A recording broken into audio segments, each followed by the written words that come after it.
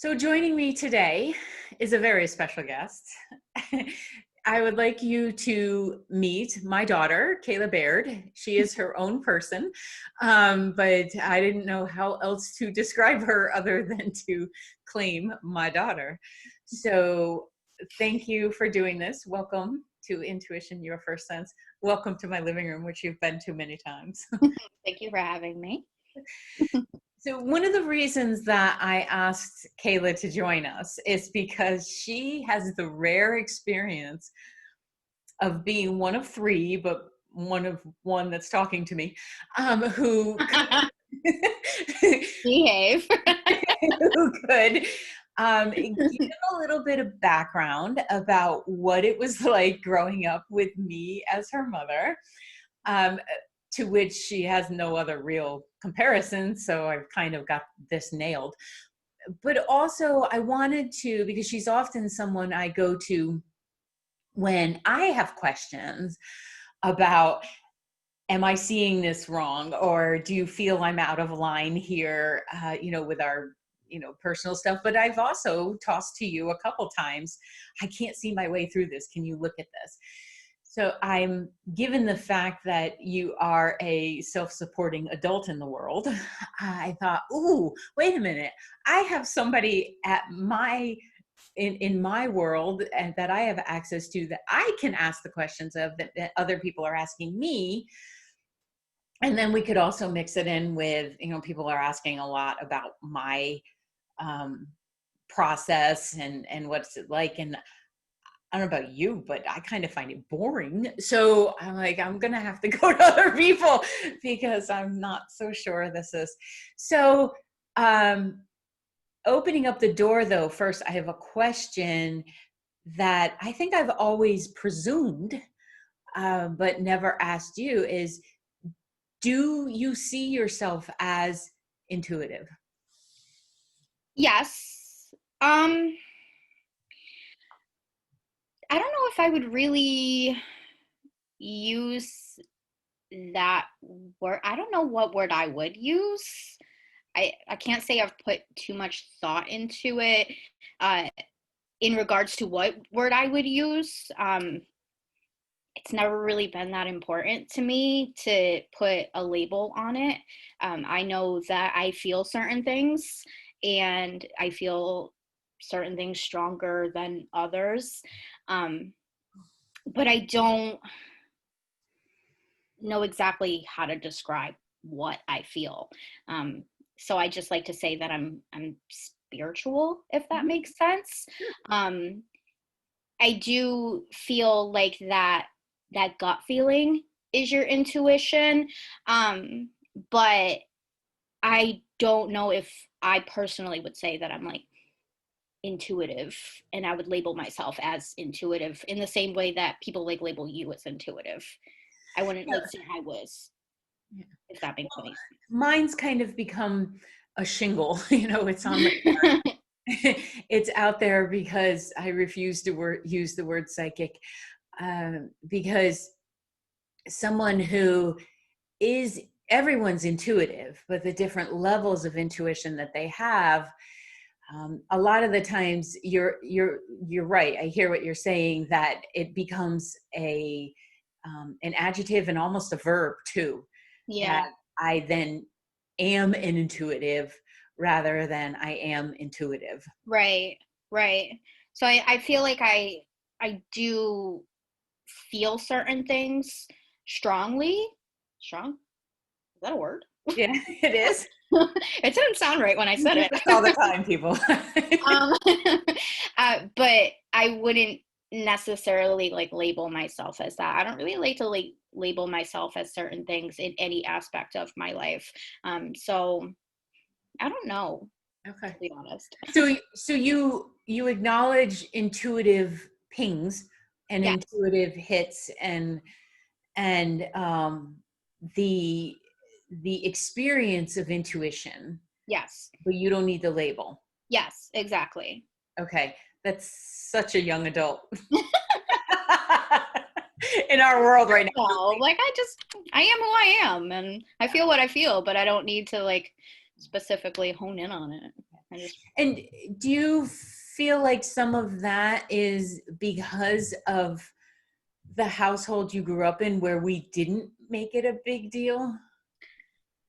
part of it, and I love that. Thank you for that. It took You're so welcome. much stress off of growing up, I have to say.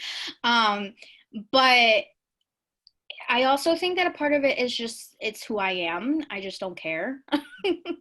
I'm just kind of blasé when it comes to that stuff. I am who I am. I just I Well, don't and that's been, I have to say, in being in the experience of raising you, that has been the gift that I've received too, is that it wasn't a big deal, but it also, I think the nonchalance, not no no nonchalance, just the way that we went about, you are who you are, Mhm. for everybody in the Yeah. house. And I think, I don't know that that was conscious on my part. I think it was just how I see people as Yeah. you are who you are. Um, That was just the way well, at least the way that I saw it growing up. That was how I think our whole I can't speak for the boys, but just how our whole household seemed to be just like people were just people. It didn't really matter like who you were, where you came from, who you liked. As long as you were a good person, at your core, who cares? And that's who I try to be. So, yeah, I don't try to focus on that stuff. yeah, I So appreciate when you ask, I really have to think about it. I'm like, I that. wonder. Am I? I And don't know. Who am I at the end of the day? it, which is, I am. it I is don't know. a question that keeps me in business when people say, I don't know who I am. I'm like, yes, you do. Of course you Let me help you, because maybe people didn't have the experience where, at least I feel like I respected who you were, but didn't tell you who you were. do. Right. I agree. I feel that too. Yeah. So but I wonder sometimes, was that difficult or a gift? Because you had to navigate it without me saying exactly, well, no, this is who you are. Um, Right. so, which also, I think at times, I trusted my own gut on that. Talk about intuition, because Mhm. nobody knows how to parent. Anybody Right. who thinks they do is making up hooey. Mhm. So the acknowledgement of the intuition, because people have asked me and they'll say, well, you must have had the most fascinating house. And I'm like, I don't know about that. Like, we read books, we watched movies, we, It's a you know, normal house. yeah. I mean, a ghost or two, sure, but that's no big deal. Uh, um, so the empathic part of you, which I know well, Mhm. but is that something that's important to you to have that? Um, Yes. That is definitely something that I struggled with a lot when I was younger, definitely in my teenage years. Um, and I think that's where I became the most grateful that you didn't force anything down my throat, especially because I feel like your adolescence is along with your young adult years when you're discovering a lot of who you are. Um, because uh, high school is very intense. It's very intense, especially if you're empathic, because at least for me, I felt like I took on the energy of everybody who was around me. And I struggled a lot with my own mental health issues, depression and anxiety, just what was going on chemically with my own head. But also, a lot of people go on with the similar experiences from puberty and, the changes that go on in your life. So I took on all of that from everybody else on top of my stuff. It's exhausting physically and mentally and emotionally. And I feel like that was a large part in why I left high school. Mm-hmm. For nobody who knows, I dropped out of high school and just went straight to college and got my GED. It was a better decision for me, Mm-hmm. um, both education wise and just mentally, because it can be too much for some people. And I feel like uh, being empathic has its pros and its cons. I feel like now that I'm a lot older, it helps me do great in my job now that I work in healthcare, especially with my experience with dad being sick. It made it so much easier to relate to people and be able to take my job more seriously and love my job. But as a child, it was so much harder just because I didn't know how to let stuff go when I was done with it and not know how to block that. I took everything on. Yeah. So as I've grown, I've learned how to process it better. But it can be really hard sometimes and I hate it. And I wish I wasn't so open to that. And I don't know how to not be open to that sometimes, but I wouldn't not want to be empathic. Mm-hmm. Like, Mm-hmm. I'd rather be who I am and how I am as opposed to not. Right. Yeah, and that there's a difficulty, I think, sometimes for people in understanding exactly what is the difference between empathic and an empath. Right. Because empathic, well, we hope the whole human race has it, but some don't. And that simply means being able to understand what someone's going through, not sympathize, because when you sympathize, you're in the pity party. Yeah, there's a big difference. There is a big I difference. feel like I explain that a lot. There's a big difference between sympathy and empathy. I cannot sympathize with some things, but still empathize with some things. Right. Yeah. I'm sorry, I interrupted you. What were you saying? That's okay. That's okay. Family dynamic. So in the empath world, we were talking about this earlier, and I asked you to wait for the recording because what you asked. Can you ask the question? Did you write it down? I did.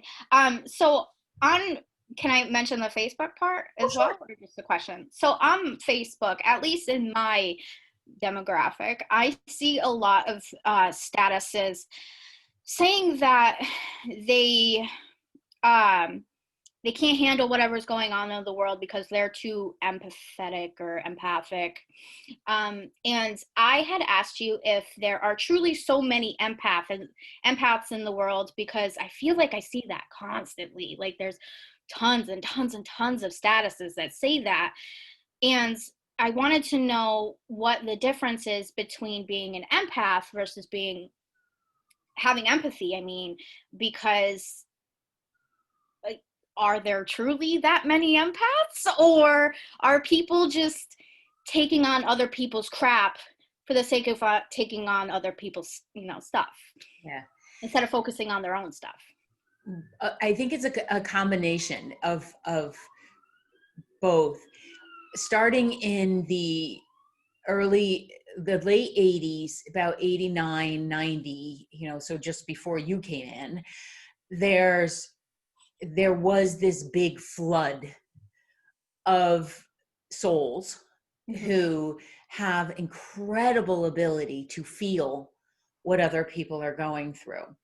So I do believe that there is a large number of empaths in the world. Mm-hmm. However, I do not and have never believed it to be an excuse for poor behavior Right. or for drama, or for pointing fingers. There are Mm-hmm. so many people, like I'll see similar posts and someone will say how they're an empath. And I'm like, okay, but in that last post, you just totally ripped a person apart. How Right. can you say you're a true empath if you then go out to slay another person? Because an empath knows what it feels like Right. to experience that, and you just took your sorry self out there to do that? No, Right. I don't think so. So you're a fempath. You're a fake empath.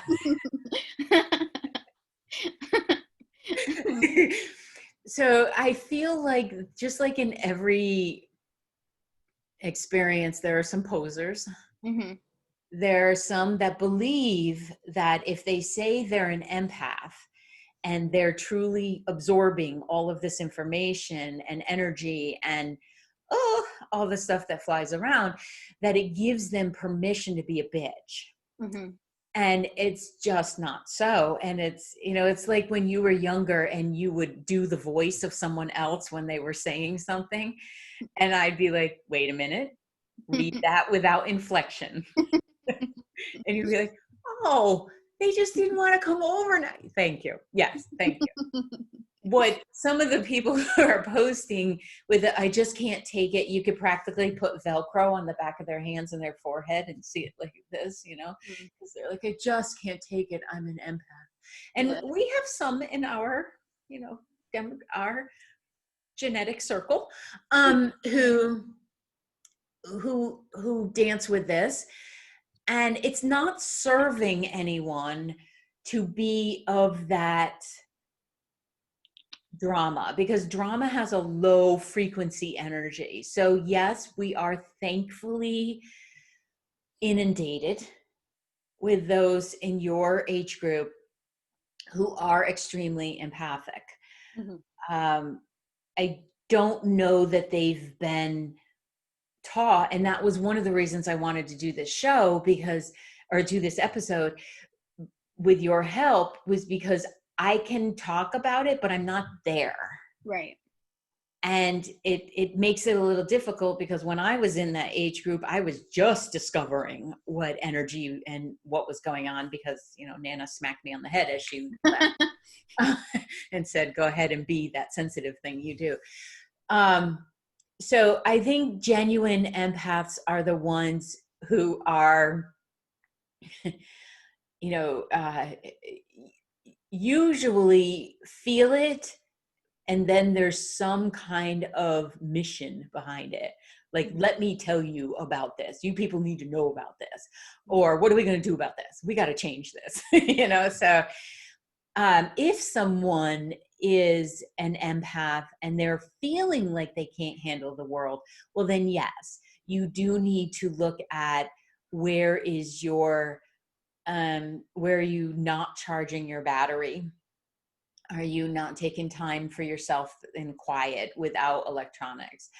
Are you forgetting to put white light on? Which I'm always saying to you, like, did you remember your white light? You work in a hospital. You put your deodorant on, put your white light on at the same time. So there are things that can be done. And also, I think as someone who walks around as an empath, I've had to learn to honor the other person's process so much, to really honor their soul's process, that I don't take it on. Mm-hmm. And, you've helped me with that a lot of the times when I've asked about, your brothers and stuff. Am I doing things right? And you're like, you got to back up and you got to look at it a different way. And I'm like, shoot, she's right. So I think the best service an empath can be to themselves and to others is when it feels overwhelming, to back up, mm-hmm. to absolutely go within, and whatever the stress relief method is. But then also ask, am I serving in any way? Can this be of help? Mm-hmm. Like for in your case, when you have a patient come through and you might empathically feel that this isn't all medical. Yeah. This is emotional. Mm-hmm. You can't say anything legally, like you can't do anything, but you can shift your energy and you can be kind, Yeah. and you can go about it that way. That's a way of being of service. It's not a matter of we all have to take the stage. Yeah. I think a lot of the times when you see those posts, I know I ask myself, what are they trying to fall on the sword here? Right. Whoop-de-doop-de-doo, you're an empath. So Right. is 90% of the population, the other 10 are sociopaths. So you have path in both. Right. Or a psychopath. You can Psychopath. No wonder we're always walking our path. Are you a psychopath? Are you a sociopath? Are you an empath? What what's your path? Which path will you take? There's a choice in your path. But it's so true. I'm glad you brought up high school, because that was one of the things that I was going to bring up, that the school is very different for people right now. Mm-hmm. And I'm actually seeing those who are super empathic, a couple of which we know, who are thriving because they're not in the in-person classroom. Mm-hmm. And, in your case, it was a matter of, I just felt like you were going to go down, like we were going to lose you completely. You If were. I'm not gonna lie. Now that it's like, geez, how old am I now? Now that's 10 years later. I could completely be honest. You would have, if I stayed in that environment, just because it was just too much energy. Yeah. Not that it was just too much of my own stuff. It's just I didn't know at the time how to separate it all to make sense for myself, to like just take it off of myself so that I could just be done with it and like find my mission, if you will. And just, I don't know, just because it wasn't all mine. No, it wasn't. And in true teenager fashion, you didn't want to listen to your mother. No, of And course I appreciate that. I think one of the funniest memories that's just coming to me now is remember when you were going through tapping, we were doing tapping and all that kind of thing. EMDR. Yeah, the EMDR and then the tapping and stuff. And I said to her, well, can you just do that? And you're like, I'm already under pressure. I can't be standing in public doing this. And that was like a turning point for me, where I was like, yeah, I guess so. All right. Because, my coping mechanism in growing up in the household I grew up in was everything just flew off me like water off a duck, or I wouldn't have survived there. So it's different how it works, and for each of us. So how do you do it now? Because the fact that you're an empath hasn't changed. No. But you're older with your own facilities. Well, my awareness has changed a lot. Back then I just well, I'm not stubborn. I mean, I'm still stubborn, just stubborn in different ways. But my awareness has changed. I'm more consciously aware that a lot of it isn't my own stuff. And when I'm taking on someone else's stuff, just to cut the cord, as you like to say, and just be like, take it back. I don't want it. Or if I'm choosing to take on someone's stuff because I want to bear the weight for them, that's a choice I'm willing to make. And if it's becoming heavy for myself, that's because I'm choosing to make it heavy for myself, as opposed to back then, I didn't know that there was one choice in the matter. For some people, there isn't, because they're just not aware. It's just Right. stacking on top of each other. And now I can, put walls up. But back then, the only wall that I knew was blocking out like you. Because I did that all the time.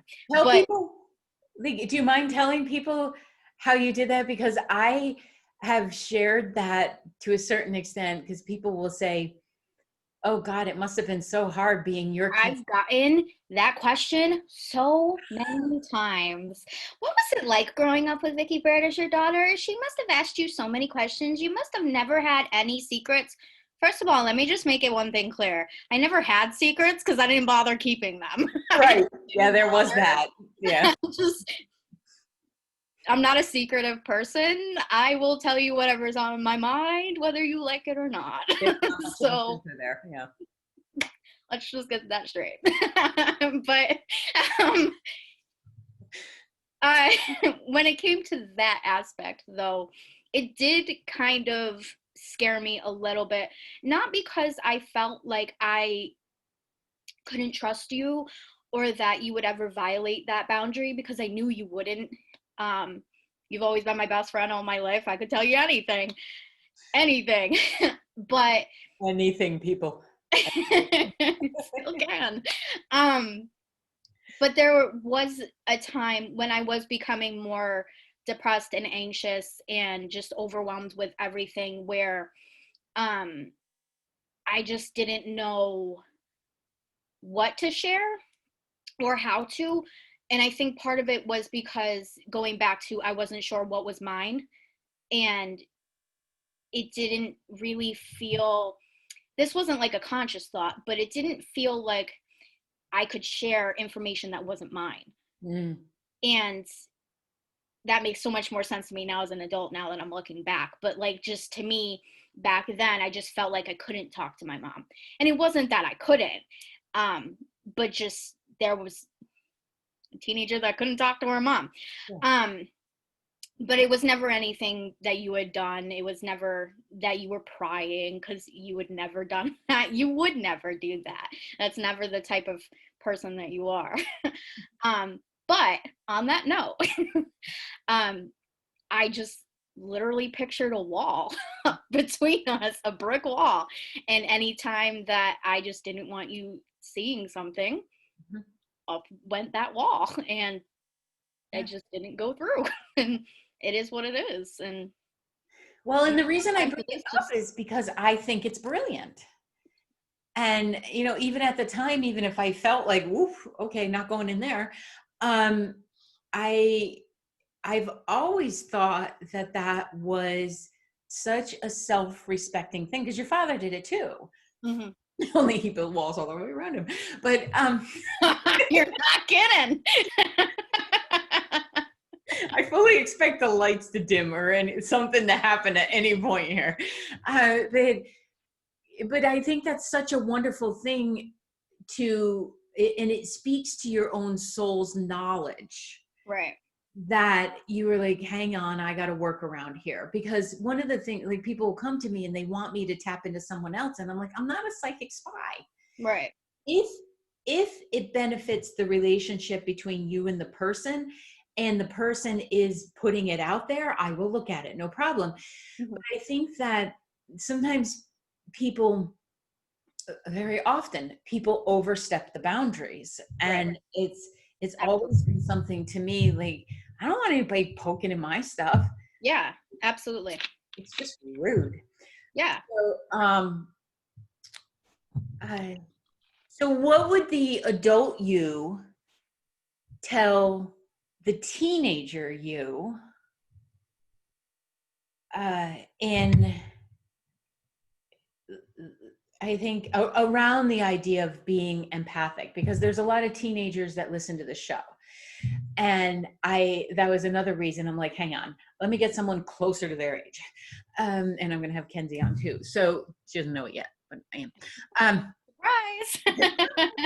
Said way back when that I could have her on. That's my granddaughter, for those of you who are listening. Um, when I slip into complete comfortability here, what would you say to your teen self about managing all of that? Like, point blank, what would you? um well, I would probably start with take a breath. Fantastic advice. Take a deep breath. In through your nose and out through your mouth. She listens to her Really, mother. really deep. It reprograms the brain. I tell people that all the time. It resets the brain, gets you rethinking, and it's just necessary. It is. um, you'll pass out if you're not breathing. So start simple.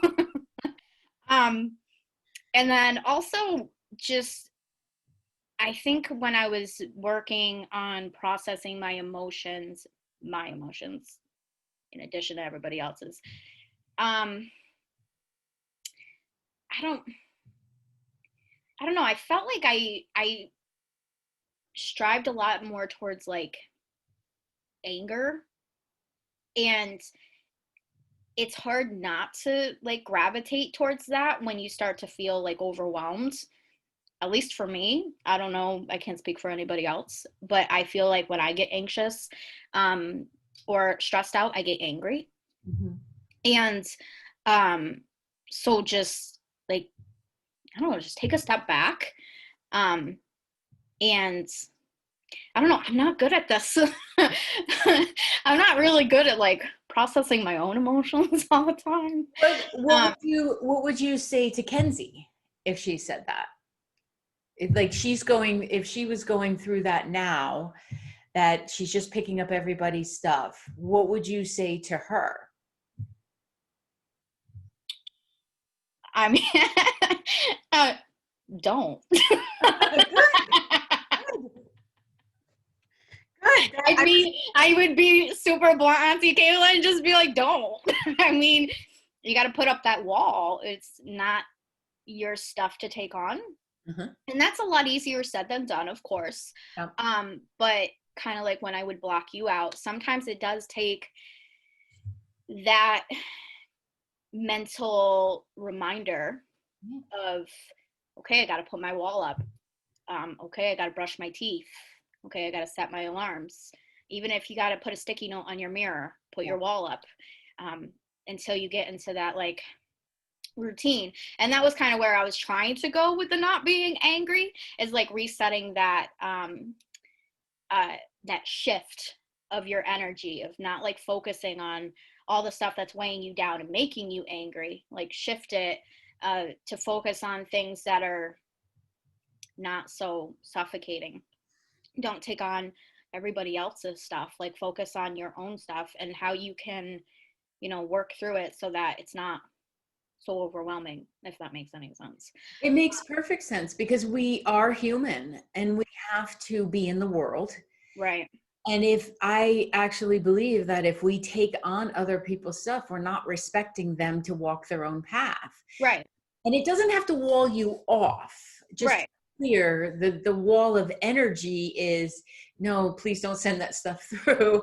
Right. Like a screen. Yeah. Window screen. You can Yeah. still let people in. You can still talk to them, but Yeah. just keep your shit to yourself. Ooh, your stuff to yourself. You know, I Yeah. don't want it. Yeah. We can still share a little bit, but like keep your cooties to yourself, like a mask. Wear a mask. There you There you go. protect yourself. Please wear your energy mask. Exactly. And put one over your heart and your gut and stuff like that too, because it is about being respectful. And Right. that's why it's so refreshing when you meet someone who maintains their own energy field. Like Right. when they stay in their own energy field, it's like, oh, you're so fun to be with, because Right. there's no projecting of the junk. So Mm-hmm. I think that's brilliant. Do you have a funny memory of like being Vicky Baird's kid? Like more work related, I guess. Or Oh, I have tons of stories from the store. I could go on all oh day yeah, about the store. he used to run Um, our store. Yeah. um, oh Lord. I said Lord and gosh at the same time. It came out of Lord. Um, hmm, I don't know. I mean, there's tons. Known you all my life. um, I don't know. I kind of put you on the spot. Yeah, a little bit. Just a One of my favorites was I think I was it was when I had my first office across the street, Mhm. and had met somebody in the laundromat, and I just wanted to help her out so bad, that little lady. And she kept calling the house, calling the house, calling the house. And when I walked in, you were like, your stalker with the walker will not. Oh, I remember when you used to have appointments in the house. Oh my God. Can I be honest with you? I hated when you did that. Yeah, yeah. That's why it didn't last long. I hated that. Only because I was a teenager at the time and it was awkward coming downstairs and there were strangers in the living room. And they'd always be like, "Hi, you're Vicky Barrett's daughter." And I'm like, "Hi, I'm just coming down for juice." Don't talk to me. No Well, offense to anybody who might be a longtime client. yeah. Well, that Juice and go back to MySpace. I didn't want to talk. that is why I moved it. Well, also because our house was so narrow or so long Right. that you could see every room the minute you walked in, and I'm like, do the dishes, pick this up. I was like, oh, forget it. I can't do this. I can't do this. But the stalker with the walker, I think that was one of the one that comes up the most. I mean, Dad came up with that, actually. I don't think I can take credit for that. oh really? I thought you Came did. up with that.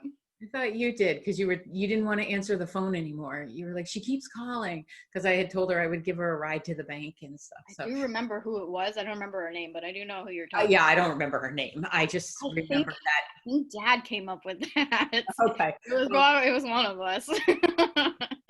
Good job. Well, that one always made me laugh, but it also helped me because I realized, whoa, there could be stalkers, and I've had a couple, but handled them well, I think. But what? Oh, everybody had a funny. I mean, there is, as much as there's humor around this, there was always a reverence, and I always respected the fact that you guys respected what I did, because I knew it couldn't be easy. Mm.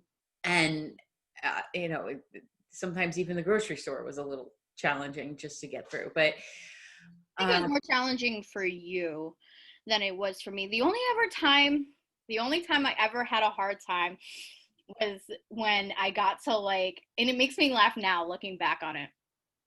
But there was like this one time I was working at the store and someone called in to make an appointment with you, and you were really busy around this time. It was summertime, always around my birthday. You got super busy. yeah. And we had scheduled my birthday for like the week prior because you were going to be busy on my birthday. So this lady, random, wanted to schedule an appointment, excuse me, on the day that we were going to have my party. And I said, oh, I'm sorry, she's not scheduling for that day. How dare she? And she lost her mind at me.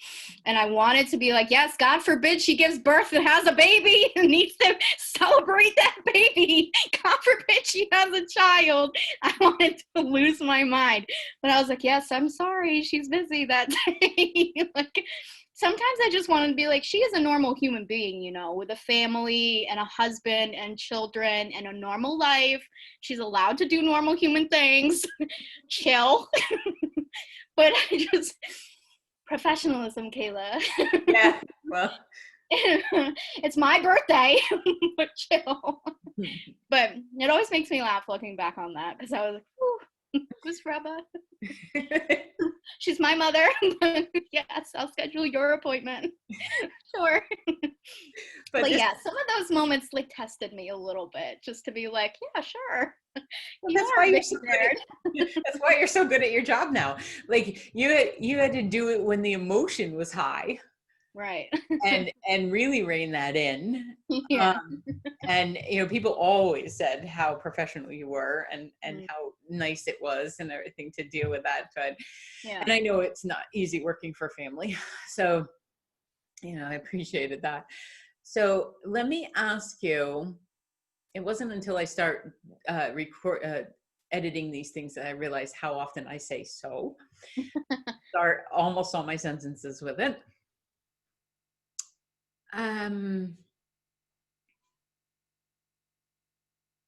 Why do you love Halloween so much? I don't know. I just am driven to it. I love blood and guts and gore, and it gives me a chance to be somebody I'm not for a day, which is probably what drives me to it the most. Not that I want to be somebody that I'm not, because I started in this video with I am who I am. I don't want to be a hypocrite or anything, but I am happy with who I am. But it's also exciting to just be Beetlejuice for a day. But that's who I'm being for Halloween, by the way. Oh, cool. Oh yeah, I didn't know this. But I think so I don't have to prepare for like my heart stopping because no, I'm going really basic. We're not doing anything for Halloween because of COVID. We're just going to take the girls trick-or-treating. So I'm just going to be a really basic, spike my hair up, green, Beetlejuice. Okay. Nothing major. For those of you out there, Kayla is a very gifted makeup artist.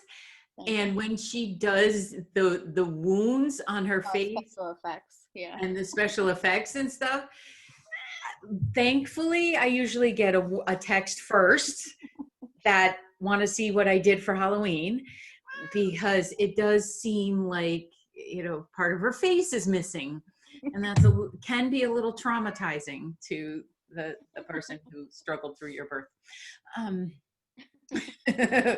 so I was curious because it's right around Halloween now, and you've always loved it. And I don't think it's because I met your father at a Halloween party, but It's just a perk. I didn't know that for many years, and then like now it just kind of is something else that I'm like, I like. I'm like, oh hey, maybe that's why, but it's not. It's just I've always loved it. And I don't know. It's just enjoyable. uh, but there is that ability, is why actors, I work with a lot of actors, and why it's so fun to work with them too, because I can ask them to call on a character, Mm-hmm. or I think it's important to have that aspect of us, but Yeah. it's just something that I was curious about your own personality.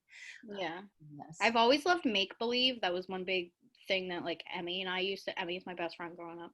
Um, that we always did, even into our teen years. We played make believe for years, and I think it's just something that led into my adult years. I just moved it into like makeup and stuff. I just became characters and just played and stuff like that, as opposed to just acting them out and pretend. It's Mhm. just I like to act, but I didn't want to act because I didn't want to be in front of people. I like pictures and special effects and spooking people, but that's pretty much it. I'm not a people person. Who works in healthcare? That works well.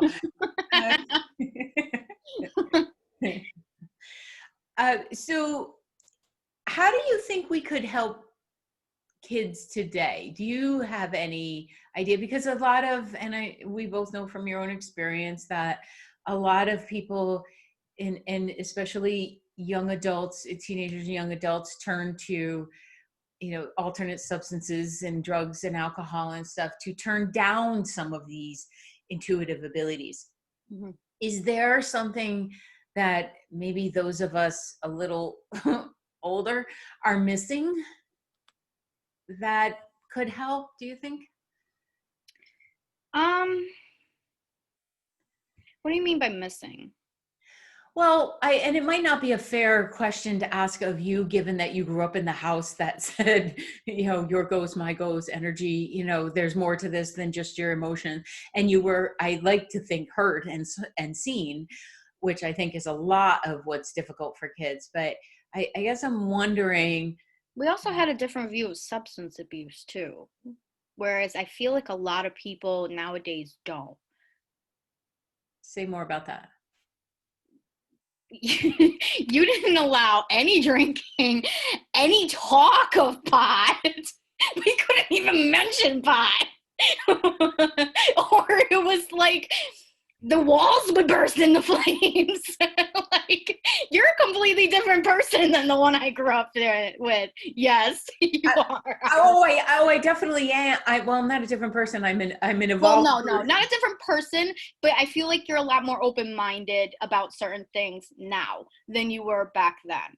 Yes, because back then I was terrified because I had three of you that I just knew were much like their father and would have no skill sets in that. So yes, there was some of that, and I don't like the energy. I think some of that was very selfish in that, um, uh, or self-centered in that. I don't like the energy of it. I still don't like the Which is understandable, and knowing a lot of the stuff that I know and won't discuss, I get where you're coming from. yeah. But back then, didn't understand it. It just felt very black or white. Like, no, we're not going to discuss Was. this. We're not going to talk about this. And the only exposure I had to any of that was Dare class, which is very black and white as it is. So, whereas nowadays kids are exposed to it everywhere early, very, very young, Kenzie's age, 12, 11, 10, which I feel sets them up to fail very young because once they start feeling overwhelmed or whatever they feel, they turn to it a lot quicker. Um, so I feel like I don't I don't feel like it's necessarily your generation is missing something. I feel like it's more my generation is what's kind of, I don't want to say missing it, but it's just we're quicker to jump to it. If Mm-hmm. like Mm-hmm. I don't know, I feel like we're less uh, I'm struggling to find the word, but I keep wanting to say patient. Well, do you think there's less life skills there with managing of like Managing is a good word to say. Like there's coping skills. yeah, We don't know how to do, I don't want to say don't know how to do anything. That sounds unfair, but we just don't know how to handle yeah. what we're taking on. So we just reach for the closest thing. And I can speak from full experience. Um, but I don't necessarily feel like that's the parenting from your generation's fault. I feel like that's just a lackadaisical, I don't know if that's a good word to use, but lazy Yeah. mindset on my generation's part. Yeah. Because I feel like when I look at my generation and their parenting, I go, oh, why? Why would you not just take 2 seconds to like think that through a little bit longer instead of just shove along? And sometimes I do that myself, so I can't, be a hypocrite and say, don't do that because I do the same thing. But like, I wouldn't really say that it's something that your generation has to change. I think Well, no, it's just like how can we be of more help or even to the younger ones now? And I agree with you because there have been many people, parents who have paid for their 26, 7, 8 year olds to come to me. And what ends up happening is I end up being Mama Vicky because their parents aren't giving them any boundaries or aren't finding that middle road between no, don't do it, and let me explain why you might not want to do it, and what are the coping skills, what do you need in order to help you manage those right, emotions. Do you need to understand it's also physiological, like right, you're not doing anything wrong feeling overwhelmed, right, but here's what you could do to disperse that overwhelm. right. I think that's what's not most important, but is very important is having those coping skills and being able to access them Mhm. without feeling like you need to have other resources to get Mhm. you through it. But also having a good support system. I feel like there's a lot of people out there that don't have that nowadays. Um, and that's on multiple generations, Yes. not necessarily yours or mine or anywhere else out there. I don't know. I feel like I struggle with that in my own life, so I don't really have a concrete answer. Well, I think, I think you helped, and a concrete may not be fair to ask of because you're also in it right now. But And I don't have kids. So yeah, don't ask me to raise your children because I'm not the one. yeah, you do a fantastic job. Uh, None of us know how to raise kids. That, like I said earlier, it's all a fallacy. And I think if we had more of us, if people felt more comfortable admitting that they don't know what they're doing, but they're going to give their best shot, then I think everybody would relax Right, and it would be more accepting and people could be seen as individuals. right. So, well, thank you so much for being willing to pop on, give a little insight, a little behind the scenes, as well as some great advice and just help. I think the more people who speak of, yeah, it's not always great to have these empathic abilities, but it's great to have these empathic abilities. Yeah, absolutely. It can be both. Yeah, Absolutely absolutely. can be both. And I think, honestly, think that expression, it's too peoply out there, was invented for empaths, Mhm. because sometimes that's truly the case, that you just Right. need some solitude and Right. a little bit of quiet. Right. I think the only thing that I would ever, I love that I'm an empath, don't get me wrong. I think the only thing that I would ever shift is the uh I don't really like calling it an afterlife. I have to be honest. I'm not crazy about that term. I would want to shift that. I would want to turn that off a little bit because that can be a little loud sometimes. I'm not crazy about that, and I don't know if that's empath or if that's a whole different like realm. That's a whole different level, babe. We'll have you back for that show. So But that, while it is likely your empathic skills that have you decipher the message, mhm, that is a being able to traverse through the astral realms. So that's more of a mediumship thing. And you're welcome. um, thanks. they have done stuff Thanks. to show that it's genetic. Um, but some of that comes with also knowing yourself so well that you place those boundaries with that realm too. Um, Water. Listen, I have not figured out how to turn it off completely, so I am of no help to you. I can help you.